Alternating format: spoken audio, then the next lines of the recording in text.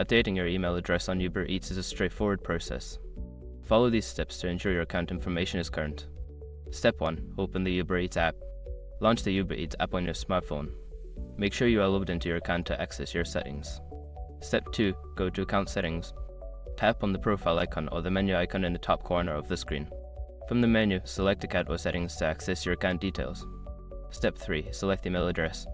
In the account settings, look for the option labeled Email or Email Address. Tap on it to proceed to the Email Update section. Step 4. Enter new email address. Input your new email address in the designated field.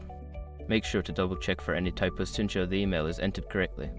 Step 5. Save changes. After entering your new email address, look for a Save or Update button and tap it to confirm the changes. You may receive a confirmation email at your new address to verify the update. Once you've completed these steps, your email address on Uber Eats will be updated. If you encounter any issues, consider reaching out to Uber Eats customer support for assistance.